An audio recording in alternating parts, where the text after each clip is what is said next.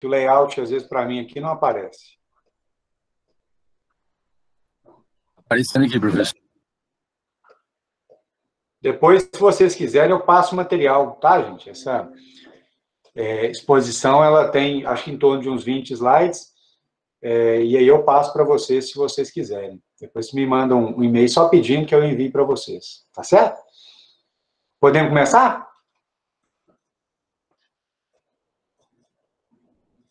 Podemos. Agradeço aí o Gabriel e demais ligantes pelo convite. É muito bacana ter a oportunidade de ter contato novamente com alguns de vocês, né? A maioria aí eu já conheço de outros carnavais, e outros, com certeza, a gente vai topar aí em algum momento do curso. Então, é muito bom estar de novo com vocês. O assunto, e vocês que deram essa sugestão, né? O assunto é um assunto, como o Gabriel colocou, meio árido. Então, a gente tem que ter uma certa paciência e, ao mesmo tempo, entender a importância dele para podermos nos envolver, que é um assunto mais árido mesmo, né? Mas é de crucial importância, porque as dúvidas, mesmo fora de uma época tão mortal, por assim dizer, né, as dúvidas já são muito comuns. A gente espera aqui, pelo menos, traçar um horizonte de raciocínios que os orientem aí nos caminhos que vocês vão percorrer e topar com declaração de óbito. Vamos lá, primeira definição. É comum que esse documento seja chamado de atestado de óbito, mas, na realidade, o nome correto é declaração de óbito. Atestado de óbito é uma parte da declaração. Então, ela contém mais informações do que simplesmente atestar, constatar que o indivíduo morreu. Ela vai ter várias informações que vão orientar, inclusive, políticas de saúde pública, né? O formulário que a gente usa é um formulário uniformizado internacionalmente. A gente usa basicamente o mesmo formulário desde a década de 70, e o mundo inteiro usa, com discretas variantes, o mesmo tipo de raciocínio para que os óbitos sejam declarados. Isso é uma forma, inclusive, mundial de padronização, para que a gente saiba mais ou menos, e agora é uma época particularmente crítica para isso, né? Porque a gente está vendo uma pandemia, para que a gente saiba se lá na Islândia o tipo de raciocínio para que um óbito seja notificado seja o mesmo tipo de raciocínio usado no Brasil. Porque as pessoas, no final das contas, são as mesmas, né? Com as várias particularidades individuais, mas no final das contas, eu quero saber como está andando a epidemia de Covid-19 na Irlanda, na Islândia, e como está andando aqui. Até para comparar o que está sendo feito de forma correta ou não, né? Então, o formulário é padronizado internacionalmente. São 9 blocos, 9 linhas que vocês vão ver, subdivididas em várias partes, né? Mas 9 partes diferentes do documento. E o bloco 6 é o que é chamado de atestado de óbito. Então, atestado de óbito é uma parte do documento, declaração de óbito. A resolução do Conselho Federal de Medicina, que normatiza como proceder para preenchê-la, é a resolução 1779 de 2005, que está escrita no verso da declaração. Não tem como eu não rir quando eu vou falar disso, porque grande parte das dúvidas que a gente tem ao preencher, elas são respondidas simplesmente pegando o papel e virando, e lendo o que está na parte de trás dele. Então, se o colega tivesse um pouco de atenção em lesse, ele ia perceber que a resposta à dúvida dele, na maioria das vezes, está ali, né? É só ter curiosidade para virar o documento. E cabe aqui a observação que declaração de óbito não existe ainda versão virtual. Há vários projetos nesse sentido de torná-la, né, de tornar de um documento de papel para um documento digital, mas, na realidade, em todo o território nacional, é papel. A gente está falando em fevereiro de 2021. Declaração de óbito é papel. Não existe declaração de óbito virtual. Então, esse é um dos documentos que vocês vão ter que preencher. Provavelmente não vai ter sido digitalizado até vocês formarem, né? Vocês vão ter que preencher no papel mesmo, né? Querendo interromper, podem ficar à vontade, tá? Para que serve essa declaração de óbito? No Brasil e em todos os lugares onde esse tipo de formulário é utilizado. Serve primeiro para confirmar a morte, aí é a parte atestado de óbito, né? Confirma ali que o indivíduo está morto. Serve para, além disso, determinar a causa do ponto de vista oficial. né? Quando uma causa é colocada ali, aquele documento, como a gente vai ver, tem um trâmite burocrático, aquela causa vai alimentar um banco de dados. Não apenas municipal, mas um banco de dados estadual, um banco de dados nacional e um banco de dados, por que não falar assim, mundial. Então, é com base no que a gente está escrevendo ali, que as estatísticas de mortalidade são feitas por doença específica, né? Olha a importância do preenchimento do documento, de maneira correta, né?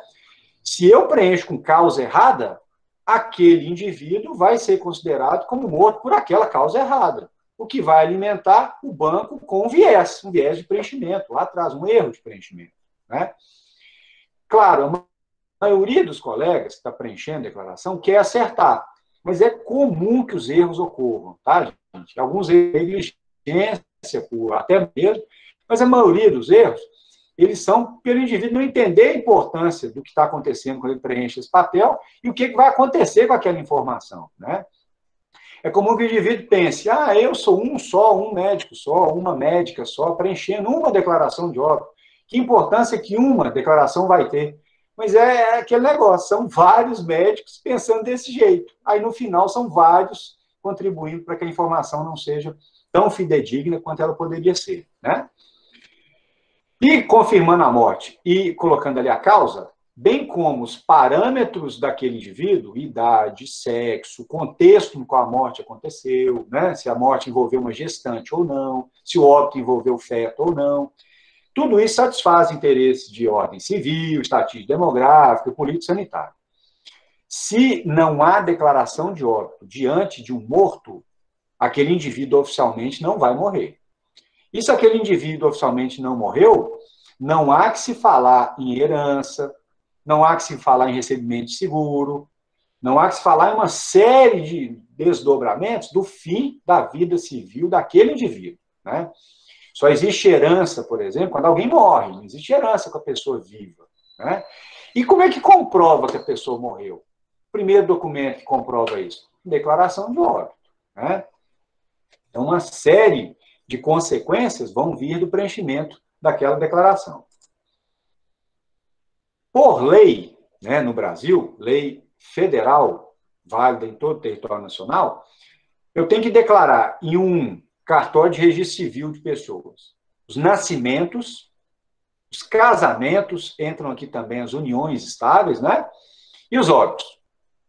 É até interessante, é poético, né? Apesar de ser uma lei, primeiro você nasce, depois você casa, e logo depois de casar você morre, né? Aí depois de casar você morre. Então, nasceu, casou, morreu. Aí se não quiser morrer, então não casa. Então vai só, nasce e aí não passa pela essa parte do meio. Mas se casar, logo depois do casamento vai vir uma morte, né? Vários, no final das contas. Por que eu tenho que registrar os nascimentos?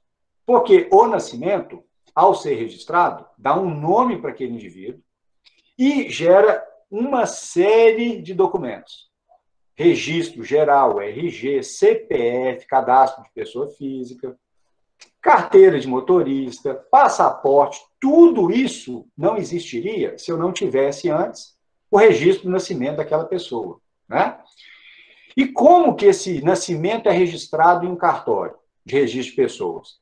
É levado nesse cartório uma declaração de nascido vivo, que é preenchida por profissionais de saúde. Na maioria das vezes, inclusive, nem médicos são, né? Então, uma declaração de nascido vivo é levada no cartório. Aquela declaração de nascido vivo vai dar origem a uma certidão de nascimento. Aí aquele indivíduo nasceu e passa a existir para a sociedade, né? Do ponto de vista oficial. Casamento. O casal que vai se casar vai no cartório e, vamos dizer assim, ele confirma a união civil, né? É porque é casal. Então, casamento é casal. Não existe na nossa legislação um trisamento ou um tetramento, né?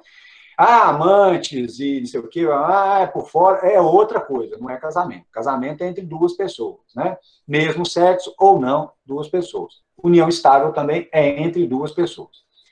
Beleza. Esse casamento, na hora que o casal formalizar a união e um cartório de registro, o que vai acontecer? Esse casal vai ganhar uma certidão de casamento. tornou-se pública aquela união. Naquele momento, um cartório oficializa e torna público o que está sendo registrado ali. O nascimento, registrado em cartório, tornou público aquele nascimento. O casamento, registrado em cartório, tornou público aquele casamento. E, óbvio, o casamento estabeleceu ali direitos e deveres para ambos que casaram, né? O óbito é o mesmo raciocínio. Uma declaração de óbito é levada no cartório, o cartório assenta aquela declaração e emite uma certidão de óbito. A família, com aquela certidão de óbito, vai dar início a uma série de consequências do fim da vida daquele indivíduo. Vai abrir inventário, vai ter direito a uma guia de sepultamento, vai ter direito a uma guia de cremação, para poder sepultar ou cremar licitamente aquele corpo, para poder dar fim, né, àquele corpo licitamente. Vários desdobramentos envolvendo seguros, vários desdobramentos envolvendo outras esferas da vida civil aí também, né? Beleza. Onde é que está escrito que não pode enterrar, e tem legislação específica para cremação também, o mesmo raciocínio? Onde é que está escrito que não pode cremar sem certidão de óbito? Nessa lei aqui de 1975, né? Nenhum sepultamento será feito sem certidão oficial de registro do local de falecimento, extraída após lavratura do assento de óbito, em vista de atestado médico. Traduzindo, porque é meio um juridiquês, né? Não tem jeito de enterrar sem certidão de óbito. E como é que a família tem acesso a uma certidão de óbito? Assentando o óbito no cartório. E o que ela levou no cartório para assentar o óbito? A declaração de óbito, que está sendo chamado pela lei aqui de atestado. A gente já viu, isso é uma lei de 75, válida ainda, mas o termo, lembra que o formulário que a gente usou tem origem logo depois disso, 1976, né? A gente usa hoje um formulário mais completo do que era usado antes. Então, não apenas atestado, mas declaração de óbito. Então, aqui está falando atestado, mas o termo correto hoje é declaração. A família leva essa declaração de óbito no cartório, né? As famílias daquelas 220 e tantas mil pessoas que já morreram de Covid fizeram esse trajeto todo. Pegaram uma declaração de óbito, preenchida por médico, levaram no cartório e ali elas tiveram uma certidão de óbito, né? Que deu início ali a uma série de direitos e desdobramentos jurídicos. E se no lugar não tiver médico, como é que fica? Há vários municípios no Brasil, particularmente na região norte, né? O Amazonas, por exemplo, só tem unidade de terapia intensiva em Manaus, num estado que é quase o tamanho da Europa Ocidental, né? Que pega os países europeus da Europa Ocidental, praticamente todos, né? Ali, no Amazonas, tem um monte de localidades sem médico. Como é que fica quando alguém morre lá? Aí, duas pessoas qualificadas, que tiverem presenciado a morte, podem assinar o documento. Então, o documento tem um campo, lá no bloco 9, para duas pessoas que tiverem presenciado a morte e atestado a morte, assinem. Então, não é um documento assinado só por médico. Mas, no caso de vocês, que serão médicos, onde vocês estiverem, o documento vai ser assinado por vocês, né? Não é opcional ele ser assinado por médico. Quando não tem médico, outras pessoas assinam. Mas tendo médico, é médico que vai constatar o óbito, preencher a declaração de óbito. Tá certo? Então, vocês, sendo os únicos médicos em uma determinada localidade, vocês são os responsáveis por assinar todas as declarações de óbito daquele local. Tá certo? Mas não havendo médico no local, duas pessoas qualificadas ali podem assinar, né? Vamos caracterizar tipos de morte aqui para encaixar o documento no contexto prático. Basicamente, 3 tipos de morte.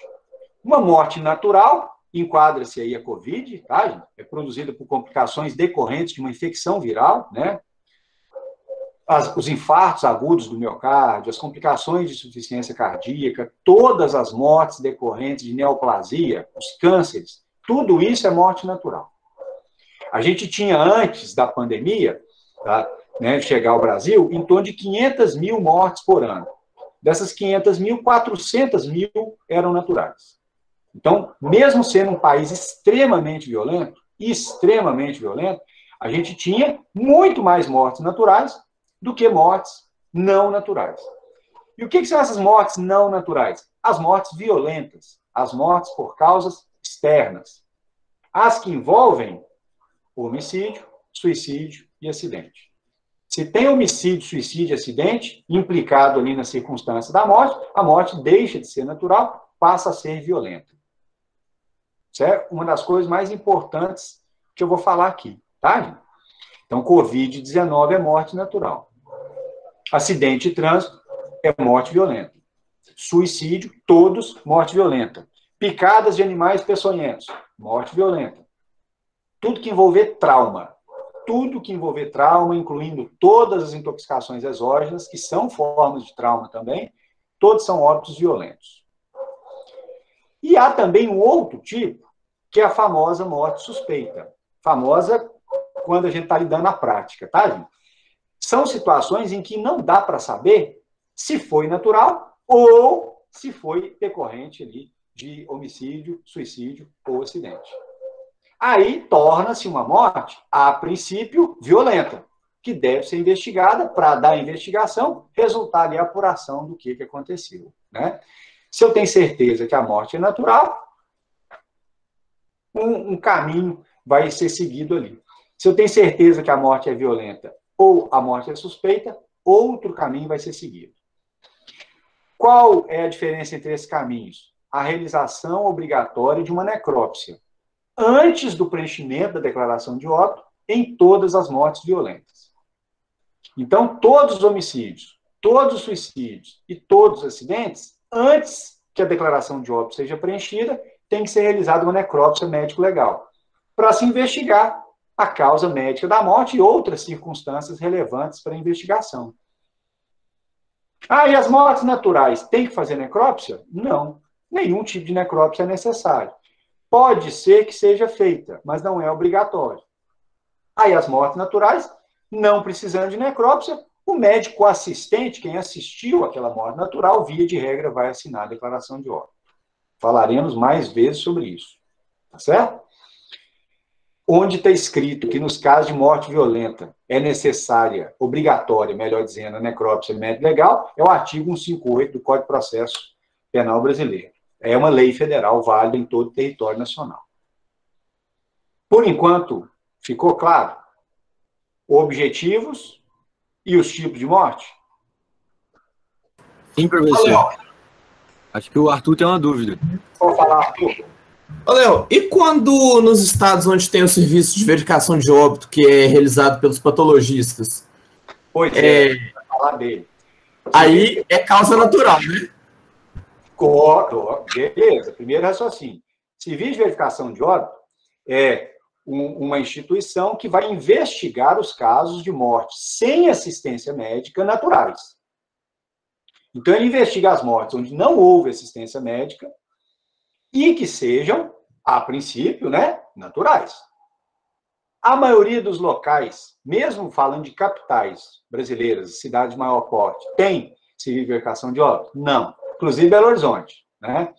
Nenhuma cidade, algumas cidades um pouco menores que Belo Horizonte tem, Uberlândia, Uberaba, mas principalmente Uberlândia, há um esboço ali de serviço de verificação de óbito. Mas funcionando a pleno vapor mesmo, a maioria deles está no estado de São Paulo. Campinas, Ribeirão Preto, a própria capital, São Paulo, tem. A maioria dos locais no Brasil não tem. Apesar de haver uma regulamentação federal para a instalação desse serviço, que eles são importantes, eles não existem, né? E eles investigam morte sem assistência médica de causa natural. Beleza? Não é a nossa realidade, via de regra, em Minas, né? Não é a nossa realidade. Existe o prédio construído, inclusive, do lado do IML-BH, só que esse prédio nunca foi utilizado. Já deve ter uns 5 anos que está construído, desativado. Tem nada sendo realizado lá dentro, né?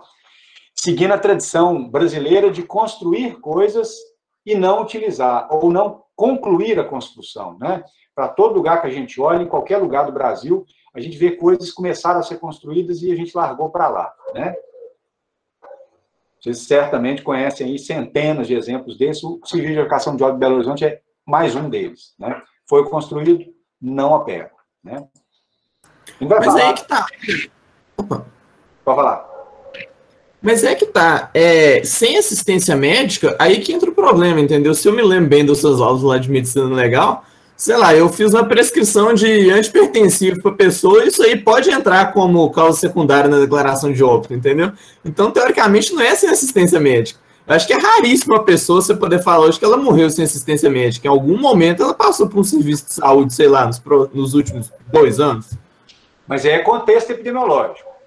Essa pergunta é boa, mas eu contextualizo epidemiologicamente. Pensamento bayesiano. Qual que é a probabilidade daquele indivíduo hipertenso, senão não teria prescrito, né, via de regra, um antipertensivo, qual é a probabilidade daquele indivíduo morrer, por exemplo, em ambiente público? Ele morreu indo trabalhar, ou morreu no próprio trabalho? Qual que é a probabilidade? Eu tenho que contextualizar com a idade dele, outras comorbidades, né? É um hipertenso de 55 anos. A probabilidade de infarto agudo do miocárdio é altíssima, altíssima. Morte súbita nessa faixa etária já é um evento relativamente comum. Aquele indivíduo hipertenso tem 20. Opa, outra história. Aí mudou. A probabilidade de indivíduos menores de 40 anos terem mortes súbitas de causas naturais é menor do que terem mortes que não são enquadradas como súbitas, mas acabam sendo, né, de causas externas. A idade é um dos principais fatores, né? Aí eu contextualizo aquela morte usando vários parâmetros, o principal deles é a idade, se aquela morte pode ser decorrente daquela, né, daquele diagnóstico e daquela situação que eu já atendi lá atrás. Aí a morte é com assistência médica, como você colocou, Arthur. Beleza? A gente vai tentar discriminar um pouco aqui, mas é pensamento probabilístico. Medicina é gerir incertezas. Nunca haverá certeza absoluta de nada que vocês fizerem em medicina. O que não quer dizer que deva ser uma zona total, né? Há parâmetros norteadores, vários parâmetros norteadores. E a probabilidade vai ser sempre utilizada ali para cada raciocínio que vocês fizerem. Mas certeza? Nunca. Nunca haverá certeza. É certeza que morreram 227 mil? Não há, de jeito nenhum. Pode ter morrido muito mais, a gente pode ter subnotificado ou óbito, ou pode ter morrido menos, porque a gente testou pouco. Parte daqueles 227 mil, com certeza, não morreu de Covid, não, morreu de outras síndromes de angústia respiratória aguda, ou mesmo outras doenças, tipo infarto agudo do miocárdio, né? O que é mais provável? Que esteja subnotificado. Mas uma parte daqueles óbitos notificados como Covid não são de Covid, com certeza absoluta, porque a gente testou pouco, a gente examinou pouco essas mortes, né? Mas elas dão um panorama geral do que está ocorrendo, sem dúvida. É mais fácil contar cadáver, né, do que ficar fazendo teste nas pessoas. Então, a gente tem mais fidedignidade do dado óbito do que do dado contaminados. Não tem dúvida disso. Mas, mesmo assim, ali pensou-se probabilisticamente, né? Então, certeza, a gente nunca tem. O colega fica, às vezes, incomodado em preencher a declaração de óbito, achando que ele tem que ter certeza absoluta do diagnóstico. Ele não tem que ter certeza. Ele tem que fazer um raciocínio probabilístico. E dentro, né, com os elementos disponíveis, dá um chute direcionado. É chute. Declaração de óbito é chute. É chute no Brasil? Não. Na Islândia, lá, que eu gosto da Islândia, nunca fui não, mas é um amor utópico, né? Pela Islândia. A Islândia tem 5 pessoas morando lá numa ilha, né? 5 ricos morando numa ilha. A Islândia faz necrópsia em todo mundo que morre lá, nas 5 pessoas, se algum deles morrer lá? Faz não. Falando 5, mas são 300 e poucos mil, né? Mortes na Islândia são investigadas mais ou menos do jeito que a gente faz aqui. A maioria das mortes lá, necropsia também não. Né? Um país rico, meia dúzia de pessoas, né? Uma desigualdade social muito menor, muito menos violenta. Por que eles não se preocupam em investigar em detalhe? Porque não precisa. Não precisa. Você dá um chute direcionado e resolve. Né? Qual que é a probabilidade da fulana que tem hipertensão, diabetes, hipercolesterolemia, o diabo 4, né? De 60 anos, ter um infarto agudo do miocárdio e ter morte súbita? É altíssima. É altíssima. Então, na hora que ela aparece morta, com esse histórico, infarto agudo do miocárdio nela, ué. Mas se ela morreu de acidente vascular encefálico, isquêmico ou hemorrágico, lá, um hemorrágico, por exemplo, causando morte súbita, não há necessidade de ficar investigando. Para quê? Tá fazendo sentido? É chute. Na Islândia, aqui. Só que eu posso dar um chute muito bem direcionado e, na média das pessoas chutando bem direcionadas, haverá acertos predominando sobre erros. É esse o propósito, né? Não sei se está claro. Eu não preciso ter certeza. Certeza em medicina não existe, tá, gente? Certeza, dogma, isso é um pensamento mais de matriz religiosa. Medicina não é religião e não pode ser, né? Medicina é lidar com incertezas, é aplicar essas incertezas da melhor forma possível. Então, a dúvida sempre permeará as condutas. Sempre. Nunca haverá certeza absoluta, né? Nunca. Certeza absoluta não é da esfera da ciência, certeza absoluta não é da esfera da medicina, né? É da esfera religiosa, beleza? Eu não estou falando contra a religião, pelo contrário. Aí é outra história, aí é outro, né? Outra maneira de pensar. A gente criou o método científico exatamente para sair do dogma, para sair da certeza. E algumas pessoas voltam o dogma, ou trazem dogma para a ciência. Aí perde exatamente o mérito, que é gerenciamento de dúvida, né? Que é poder mudar a direção do pensamento quando a melhor evidência disponível mudou, não é? Hidroxicloroquina hoje não tem eficácia comprovada. Pode ser que no futuro tenha, pouco provável, mas pode ser, pode. Aí muda-se o pensamento imediatamente, ele tem que ser mudado, né? Mas eu tenho que estar aberto para a incerteza, aberto para a mudança. Nesse contexto, a dúvida fará sempre parte das minhas condutas. Declaração de óbito não é exceção, não. Mesma coisa, né? Pensando assim, alivia, tira um pouco o peso dos ombros, né? Que você fala assim, uai, mas eu nunca vou ter certeza? Não, vou gerenciar a dúvida? Vou. Mas na maioria das vezes é possível acertar? Claro, mas é impossível não errar. Não errar é impossível. Não tem jeito de não errar uma declaração de óbito. Não tem jeito. Mas eu posso fazer o possível para acertar, na maioria das vezes, né? Eu estou falando errar, não é erro grosseiro, não, é erro de você achar que era uma coisa e na realidade ser outra mesmo, né? Artigo 83 do Código de Ética Médica. Né? O Código de Ética Médica é uma resolução do Conselho Federal de Medicina. Na versão atual, é uma versão 2018. Né? Artigo 83. É proibido, quase tudo do Código de Ética Médica é proibição, tá? Para alguma conduta. É proibido atestar óbito quando não tenha verificado pessoalmente. Então, para que eu preencha uma declaração de óbito, eu tenho que examinar. Examinar o quê? O corpo, né? Ah, não tem corpo. Então não assina a declaração de óbito. Né? Qual é a dificuldade? Né? Declaração de óbito é perante um óbito. Como é que eu sei que tem óbito? Examinando um corpo, meu Deus. Ah, mas lá na tragédia de Brumadinho, várias pessoas ainda estão desaparecidas. Perfeito. E não tem declaração de óbito assinada para elas, né? Não tem. É exatamente um dos motivos para se ficar buscando, né? Para alento às famílias e tal, tem vários propósitos humanitários aí, mas é também para ter um material para diante daquele material falar, morreu e assinar a declaração. Porque, do contrário, um juiz ou uma juíza vai ter que decidir que aquela pessoa morreu perante todos os elementos disponíveis para comprovar que ela estava lá e que ali não há mais possibilidade de sobrevivência, óbvio, né? Mas declaração de óbito é preenchida na presença do corpo, do cadáver. Não tem cadáver, não tem declaração de óbito. Ponto. Né? A primeira coisa ela é básica e de vez em quando dá problema aí, né? Médico assinando declaração de óbito sem examinar o corpo. Ué. Ah, meu Deus do céu. Você precisa explicar que tem que examinar, né? E é o que está escrito aqui, né? Então você vai lá e atesta o óbito pessoalmente. Tá assim, ou quando não tenha prestado assistência. Então, via de regra, você assina a declaração de óbito na presença do cadáver, né, tendo examinado ele, e uma pessoa, o cadáver, você o atendeu antes. Então, você prestou atendimento àquela pessoa, constatou a morte e assina a declaração de óbito. Beleza? Essa é a regra. Tem exceção? Tem. No último caso. Qual o último caso aqui? Quando eu não tiver prestado assistência. Qual a exceção? Eu sou plantonista, eu sou substituto, ou em caso de verificação, necrópsia médica legal, né? Que enquadra ali na questão, porque a medicina legal não é assistencial, né, gente? Então o legista não assistiu aquele indivíduo enquanto vivo. O legista necropsiou o corpo, constatou o que vai assinar a declaração de óbito, né? Mas imagine um hospital girando aí as equipes, rodando as equipes de 12 em 12 horas.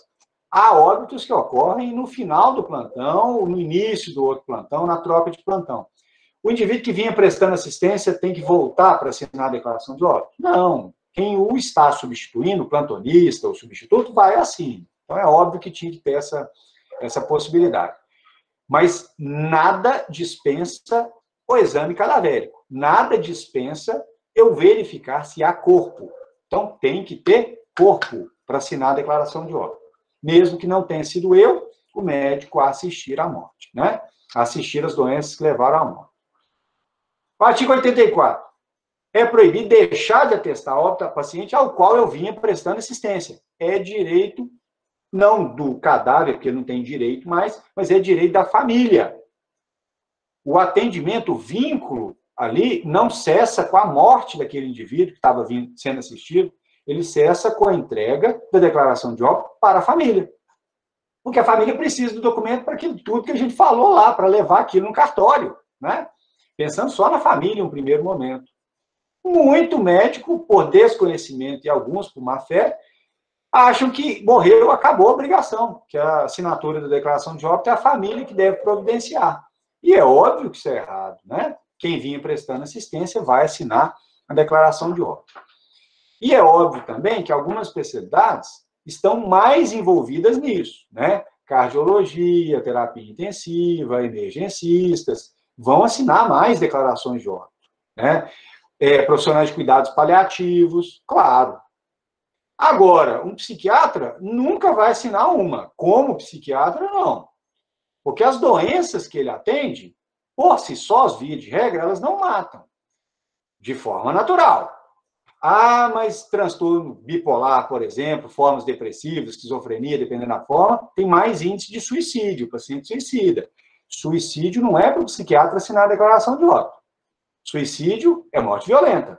Então, não é o psiquiatra que assina, é o médico legista. Depois de necrópsia, médico legal. Tá claro isso? Né? Vocês estão começando a entender, por tudo que eu estou falando, que Covid-19, via de regra, não tem relação com medicina legal. Covid-19 não tem relação com IML, em um primeiro momento, né? O IML tem recebido pessoas com Covid-19? Claro, mortas, claro. A pessoa tem Covid-19 e é atropelada. A pessoa tem Covid-19 e se mata. A pessoa tem Covid-19 e leva um tiro, leva uma facada. Então, chegam pessoas lá para serem necropsiadas com Covid-19, estavam com Covid, mas a circunstância da morte é causa externa. E agora, o que mais vai chegar no IML? As supostas mortes relacionadas a vacinas para a Covid-19. Essas mortes vão ser investigadas, e elas são mortes suspeitas, porque eu não sei se foi a vacina e não sei se foi uma substância outra que foi utilizada ali junto, né? E isso vai demandar necrópsia médico-legal. Vocês podem ter certeza que vão ocorrer casos assim, né? Beleza? Mortes supostamente atribuídas à vacina. Aí eu não sei se é causa externa ou se é outra coisa que a pessoa teve ali para ocasionar a morte. A resolução 1779, eu não vou falar toda, eu vou destacar alguns tópicos, os mais importantes, os que centralizam a essência, né, do texto. Ela está escrita na declaração de óbito, tá? Se a gente virar, ela está escrita ali, e é claro, disponível aí na internet. Ou seja, não é falta de possibilidade de acesso a essa informação que leva a erro do médico. É ele não querer entender mesmo, né? O artigo 1º dela fala que o preenchimento dos dados da declaração são da responsabilidade do médico que atestou. Meio óbvio, né? Você vai assinar o negócio, é responsável por todas as informações que estão ali. E o artigo 2º vai ter várias subdivisões, vão colocar sequências e orientações sobre quem deve assinar a declaração de óbito e em quais circunstâncias. Morte sem assistência médica. É o que o Arthur já contextualizou como sendo mais raras, né? Nos grandes centros, realmente. Agora, quando a gente vai fugindo das regiões mais ricas, aí torna-se um evento mais comum. Mas a maioria dos indivíduos, principalmente no grupo que morre mais, que são pessoas mais velhas, inclusive na Covid-19, né? A maioria desses indivíduos teve algum momento de assistência médica prévia. A maioria deles, nos grandes centros, sim. né? Mas vamos colocar aqui uma morte cuja causa ou causas não tiveram acompanhamento médico. Essa é a morte sem assistência médica, né? Não é a morte que acontece sem médico do lado, não. Como eu disse, né? O indivíduo pode ter várias doenças que estão em acompanhamento e morrer em casa enquanto dorme, e morrer enquanto está no transporte público, né? E morrer em algum outro ambiente da cidade. Beleza. Mas ele tinha doenças que justificavam aquela morte. Então, a morte é com assistência, ainda que não tenha havido médico do lado quando ele morreu. Seria uma exigência esdrúxula exigir que todas as mortes, as 500 mil, agora mais, né, no Brasil por ano, tenham um médico do lado em todas elas. Isso é impossível. Isso é impossível, não é? Então, morte com assistência médica acontece sem médico do lado. Morte sem assistência médica, no outro braço desse raciocínio, acontece com médico do lado. Com médico do lado. Então, o indivíduo tem uma parada cardiorrespiratória e dá entrada no pronto atendimento, né, sem pulso, sem ventilação espontânea, sem nada. Vocês iniciam uma série de procedimentos, eventualmente ele retorna, vocês iniciam uma série de condutas para tentar ver o que aconteceu, ele morre, rápido. Houve assistência médica relacionada a doenças, para o óbito. Se você conseguiu esclarecer a causa, sim. Se você não conseguiu esclarecer a causa, não. Você tratou parada cardiorrespiratória. Você não sabe o que aconteceu para provocá-la? Ah, mas ele morreu dentro do hospital, ele ficou vivo lá 1 hora, 2 horas, 3 horas, às vezes até mais, mas você não conseguiu esclarecer o quadro. Então, você não sabe do que ele morreu. A morte é sem assistência médica. Sem mesmo tendo ocorrido dentro do hospital, né? Essa sem assistência médica clássica é aquela que acontece sem que a gente saiba nada daquele indivíduo e, na maioria das vezes, sem que tenha havido atendimento médico também no processo final que resultou na morte, né? Localidade com o serviço de verificação de óbito, essa morte deveria ser investigada ali, para que ela seja esclarecida. E a gente tem estatísticas mais fidedignas sobre do que as pessoas estão morrendo, né?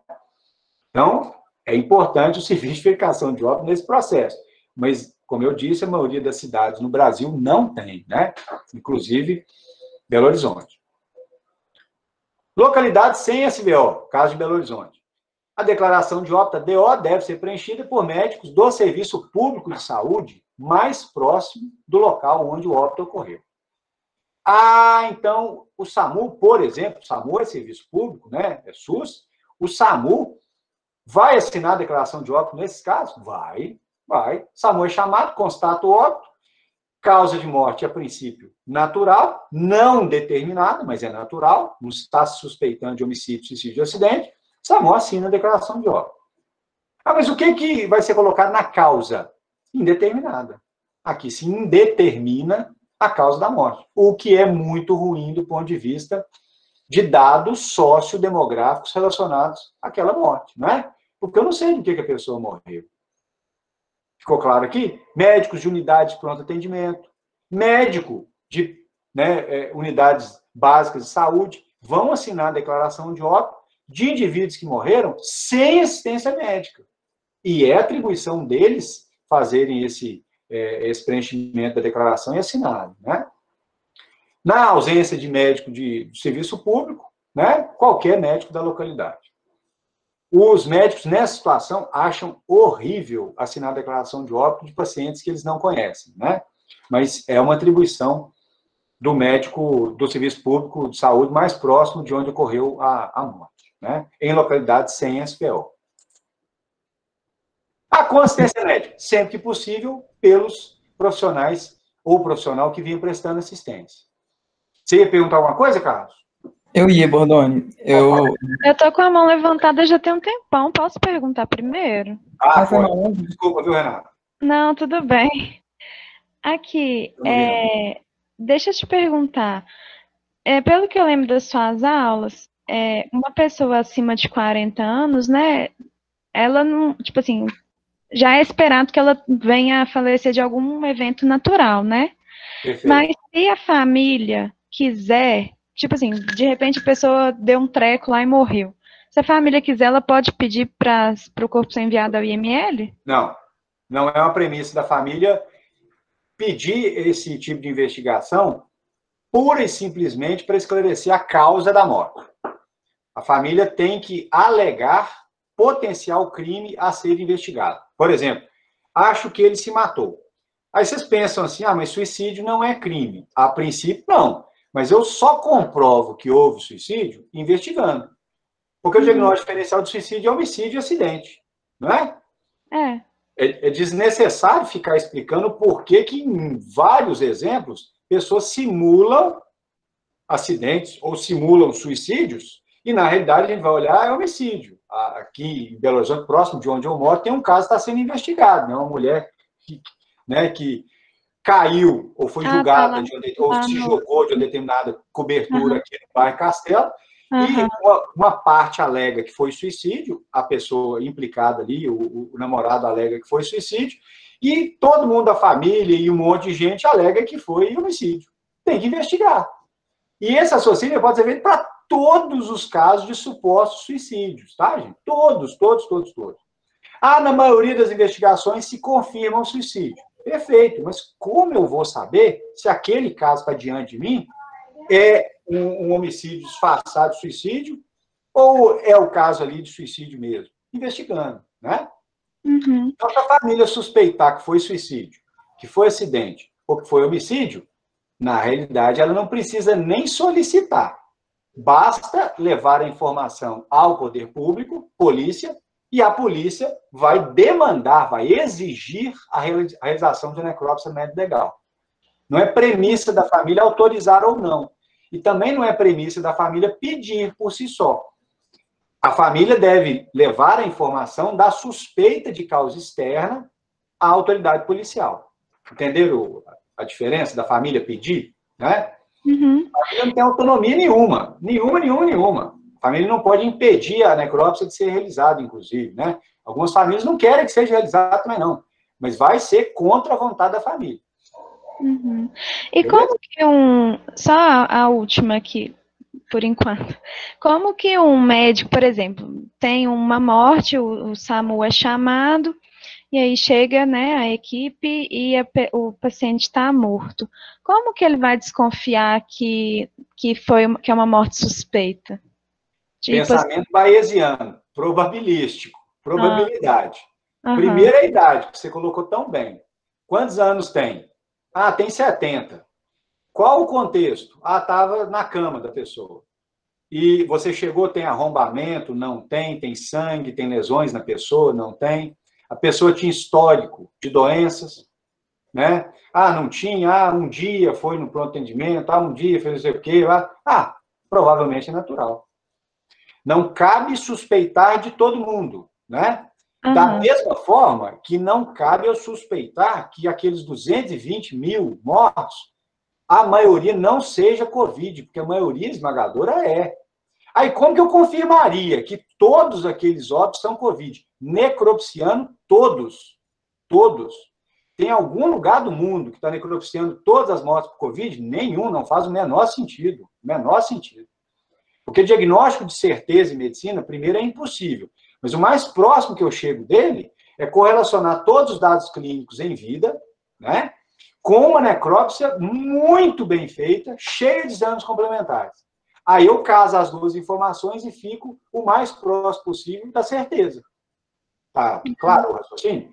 Então, se for para desconfiar, eu tenho que desconfiar de tudo. Por que morreu de Covid? Necrópsia completa. E é óbvio isso é inviável. Nenhum país tolera isso. Não tem jeito, não aguenta. Quebra o sistema de saúde. Não tem gente para fazer isso, tem exame complementar, não tem nada, né? Tá certo. Então, a gente trabalha com raciocínios probabilísticos. A hipótese mais provável é causa natural. Assim, a declaração de óbito. É um indivíduo de 20 anos encontrado morto em casa. É claro que a hipótese não é natural, é óbvio. Indivíduo de 20 anos não aparece morto. E quando aparece, o que é na maioria das vezes? Causa externa, intoxicação exógena, suicídio, né? Então, tem várias questões que devem ser levadas em consideração ali, né? Tá certo, obrigada. O Carlos aí perguntou, mas está ficando claro para todo mundo, né? A Renata já colocou a questão da idade. Os 40 anos são a faixa etária crítica, tá, gente? Até 40, na maioria das vezes, a morte, quando ocorre subitamente, ela é inesperada. Eu não espero que ela aconteça. Então, eu tenho que investigar. É uma morte suspeita, a priori, tá? Já acima dos 40, e quanto mais eu me distanciar, mais verdadeiro é o raciocínio, as mortes já são esperadas de ocorrerem por causas naturais. É meio óbvio o raciocínio, né? Mais jovem não se espera que morra subitamente. Acidente de trânsito, suicídio, acidente, quando eu já sei que é isso, não é morte súbita, tá? Não é morte súbita, não. Morte súbita é um indivíduo que eu não sei ali o que aconteceu, mas eu sei, a princípio, que não foi tiro, não foi uma queda de grande altura, não foi nada grosseiro, né? Que isso aí vai ser enquadrado das mortes violentas de cara. Já à medida que as pessoas envelhecem, elas morrem de causas naturais. Isso é esperado. É a degradação biológica do corpo, né? Inevitável, inexorável. E ela não pode. É mania nossa falar assim, 40 anos, tão jovem merda nenhuma. 40 anos já tá cruzando para o lado onde começa a ocorrer os problemas, né? 40 anos totalmente saudável, raro. Eu mesmo sou, entre aspas, saudável, eu tenho 5 doenças. 5, né? 5. Mais de 40. Vai vir o quê com a idade? Né, gente? Maturidade e doença, né? Vocês escolhem qual que vocês vão priorizar, se é maturidade ou doença, mas vai vir doença e maturidade com a idade, espera-se, né? Para alguns, só doença. A maturidade não vem. Aí sofre mais, né? Tranquilo? Hoje eu estou filosófico, viu? Estou filosófico. O que foi, Carlos? Eu achei muito boa a colocação, mas a minha dúvida, inclusive, era da Renata, mas eu vou aumentar ela. Porque, sabendo, então, que mortes naturais que sem assistência médica geralmente não vão receber essa investigação, qual que é o percentual assim, que a gente tem de mortes que ficam com causa indeterminada no Brasil? Você tem uma ideia, assim? A gente consegue... Nossa, altíssimo. No IML Belo Horizonte, que é um local de necrópsia, a gente tem em torno de indeterminada lá, 20%, 15%. No IML. Por várias razões, tá, Lino? Por várias razões. Pelo tipo de corpo que chega, pelas limitações na investigação da morte, pela ausência de informações do contexto em que ela foi produzida. Mas beira aí, dependendo da época do ano, meses quentes aumenta, porque aumenta o número de cadáveres de decomposição que chega, a gente tem ali beirando 15%, 20%, né? E nível nacional, está em torno de 5%, 10% de todas as declarações de óbito que a gente assina. Aí soma parte das mortes violentas com as mortes naturais sem assistência médica, né? É um número alto, ele parece baixo, mas ele não é não, porque ele muda a epidemiologia dependendo das causas que eu deixei passar, né? Então, se eu deixei passar causas importantes, elas ficam com uma prevalência muito menor. Ou, se eu estou chutando mais errado lá na frente, eu mudo as causas que deveriam estar sendo abordadas, né? Tá claro? Então, é alto. A gente teria que ter... qual que seria um ideal de causa indeterminada de morte? E a maioria dos países desenvolvidos chega nisso. Menos de 3% do total.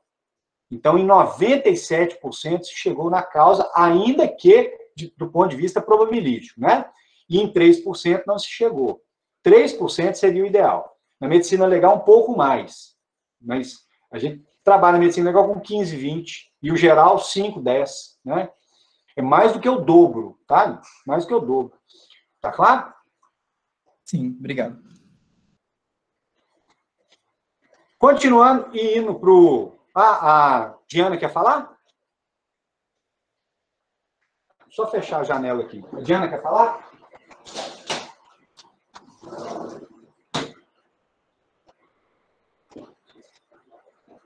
Acho que não quer não, né? Levantou a mão, parou. Tá chovendo, por isso o áudio aqui tá indo. Tá chovendo aqui. Continuando.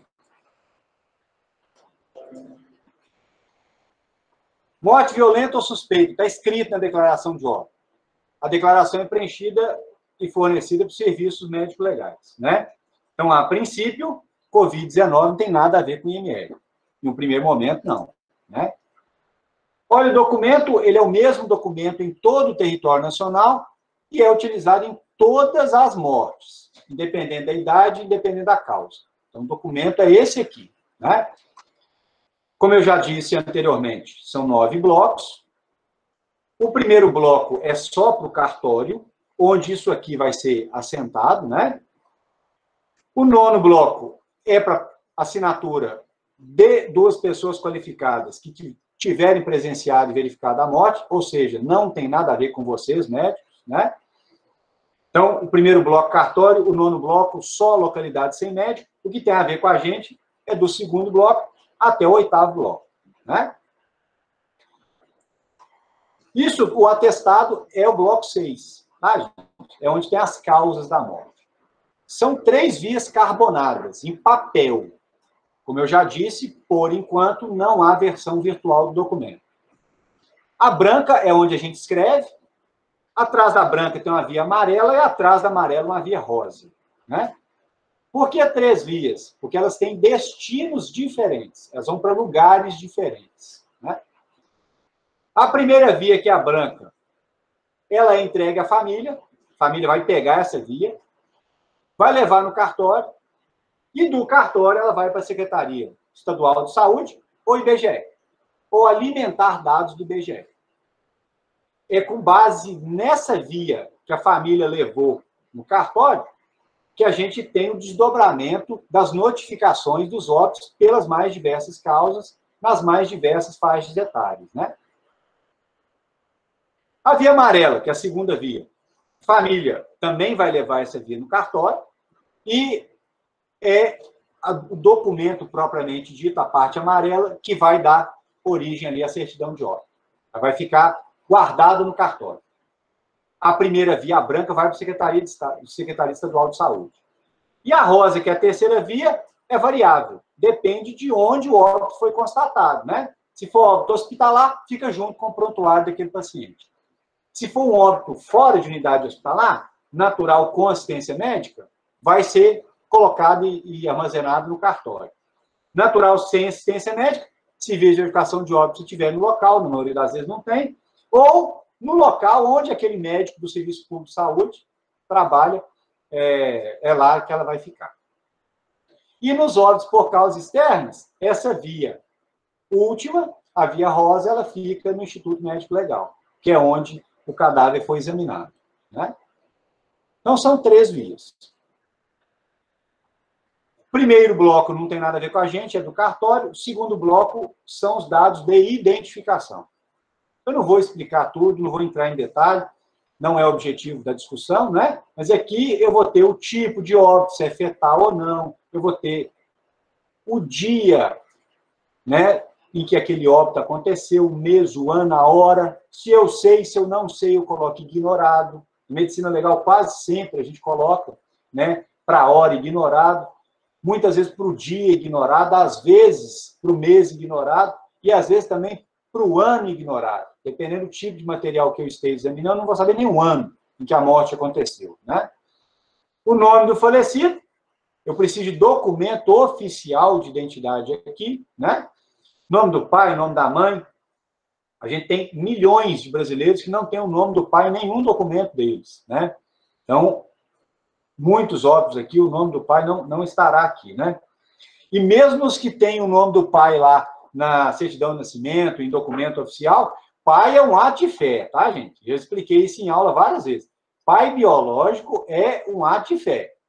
Porque se eu fizer o escrutínio científico dos pais biológicos, e se olhar na família de vocês lá, pegar os supostos pais biológicos de vocês e olhar se é pai mesmo, vai achar, tá? Cada 10 acha um, de cada 20 acha um aí que, né, biológico não é não, né? Então, pai biológico é um ato de fé.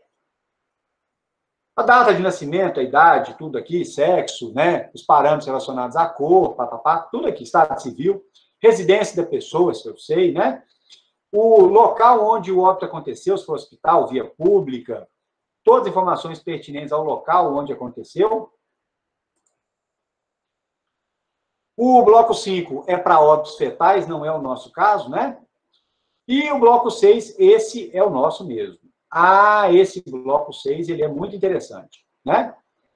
Ele coloca ali se é óbito em mulher ou não, se aconteceu o óbito feminino em puerpério, se teve assistência médica previamente à morte, se fez necrópsia, se o diagnóstico foi dado por necrópsia, cirurgia ou exame complementar, né?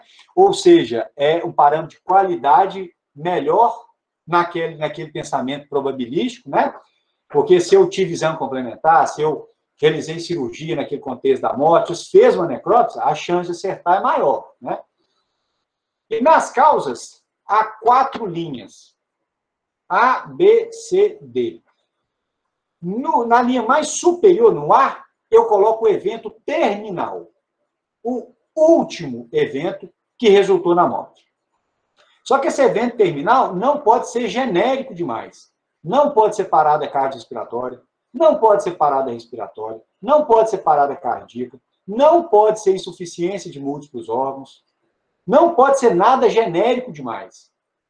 Ah, eu posso colocar aqui choque hipovolêmico? Posso, porque eu estou especificando choque, né? Choque distributivo? Posso. Eu posso colocar os tipos específicos de choque. Eu posso colocar uma arritmia, fibrilação ventricular, por exemplo. Né? Eu estou sendo específico, eu estou falando qual foi a arritmia. Mas coisas genéricas, tipo arritmia, qual? Né? Coisas genéricas eu não ponho. Morte súbita, tem colega que escreve assim, morte súbita. Morte súbita não é causa de morte, é circunstância, é contexto. Suicídio, homicídio ou acidente não é causa de morte. Aqui, para esse contexto, aqui não é causa imediata, é causa circunstancial, é causa jurídica, né? Então, no A, eu coloco algo que seja específico, mas que não produziu ele mesmo a morte. Alguma coisa levou àquela situação, né? Choque hipovolêmico, por exemplo. Ele aparece espontaneamente? Não, alguma coisa tem que romper o vaso sanguíneo. Ah, o vaso rompeu espontaneamente. Ah, tá, qual vaso? A aorta abdominal. Era um aneurisma de aorta abdominal. Ah, aí sim. Eu coloco choque hipovolêmico no A, no B, ruptura espontânea de aneurisma de aorta abdominal. Perfeito. Que foi produzido por quê, aquele aneurisma? Aterosclerose. Ah, então eu montei no A, choque hipovolêmico, no B, ruptura de aneurisma de aorta abdominal, no C, aterosclerose. A aterosclerose levou ao aneurisma, o aneurisma rompeu e levou ao choque hipovolêmico. Perfeito. E quase sempre tem mais de uma maneira de colocar, né, gente? Covid-19, por si só, ela mata? Não, a maioria das pessoas que tem não morre, não, né? Ah, síndrome da angústia respiratória aguda. Secundária no A. Secundária a Covid-19. Beleza? Aí eu estou falando que a Covid-19 levou a síndrome da angústia respiratória aguda, né? Estou especificando. A Covid-19 levou a uma outra complicação, a um acidente vascular encefálico hemorrágico. Infelizmente, alguns pacientes têm como complicação, né? Acidente vascular encefálico hemorrágico, secundária à Covid-19. Eu especifico. Aí eu estou sempre amarrando a causa básica, que nos 2 últimos exemplos é Covid-19, com o evento terminal, né? Porque isso permite que, na hora que a gente vá apurar a informação, eu saiba quais complicações da Covid-19 resultaram no evento óbito, né? Ah, a maioria foi síndrome da angústia respiratória, né, do adulto. Ah, em outros foi acidente vascular encefálico. Ah, em outros foram outras complicações. Eu vou estratificando. Tá claro aqui o porquê que é importante? Eu não colocar de forma genérica demais, tipo Covid-19, né? Apendicite aguda. Apendicite aguda por si só não mata, não, hein? Pelo contrário, a maioria não mata. A apendicite aguda, colocada aqui no D, causa básica, levou a uma peritonite bacteriana, aí na letra C.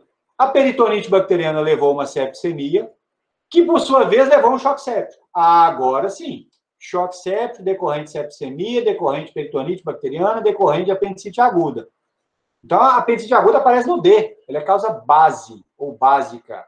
E no A, o choque. Os choques são causas imediatas. Eles foram produzidos por alguma coisa. Eles não apareceram do nada, né? E qual é a tragédia? Eu colocar aqui indeterminada, né? Tragédia do ponto de vista epidemiológico, claro, né? Eu colocar assim, indeterminada. Infelizmente, frequente aí, tanto para causas naturais quanto para medicina legal, né? frequente em relação ao que poderia ser, né? A gente poderia reduzir o número de indeterminados. Zerar as causas indeterminadas é impossível. Impossível porque eu não vou conseguir investigar e ter elementos, né, de convicção para a causa da morte em todo mundo. Lugar nenhum tem 100% de determinação de causa de morte, né? Tá claro, gente? Agora, uma coisa que, infelizmente, a gente observa, até em laudos médico-legais também. Quando a gente pega o laudo médico-legal cuja causa o legista achou que foi indeterminada, a gente vai ler o laudo direitinho, a causa da morte estava lá. O legista tinha elementos para falar da causa. Em ambiente hospitalar, causas naturais. A gente vai olhar a circunstância clínica, exames complementares, um monte de dados a respeito daquele atendimento. Quando a gente olha, a causa da morte está lá. E o colega colocou indeterminado. Então, ele tinha elementos para, pelo menos, probabilisticamente, fazer um diagnóstico, e esse diagnóstico não foi feito. Porque, muitas vezes, ele exigiria a correlação de tudo que aconteceu com o evento morte final, né? Isso também é muito comum de acontecer, tá? Todo hospital sério, investiga as causas de morte que estão sendo observadas ali dentro, né? E investiga com muita atenção as indeterminadas. E com muita frequência muda, faz assim, opa, isso aqui não é indeterminado, não. Isso aqui é complicação, né, de infarto agudo do miocárdio, não é indeterminado. Isso aqui é complicação de pneumonia, isso aqui é complicação de Covid-19, não é indeterminada, não. Né? Tá ficando claro aqui o raciocínio? E na parte 2, circunstâncias que podem ter contribuído, mas não de forma causal, né? A parte 7 é onde vocês vão tremer na hora de escrever, né? A primeira vez, as primeiras declarações de óbito é muito ruim, né? Ninguém quer lidar com morte do paciente, situação extremamente desagradável, né? E aí vem o nome de você, CRM, é um documento que estudante de medicina não pode, obviamente, assinar. Vocês podem auxiliar o preenchimento, participar do preenchimento, mas quem vai assinar aqui é médico, né? Porque tem que ter CRM. Ou 2 pessoas qualificadas em localidades sem médico, né? Aí, a data do atestado, a assinatura, tem um bloco 8 para causas externas, as circunstâncias, né, de morte, prováveis circunstâncias de morte não natural, e o bloco 9, que é para localidades sem médico, né?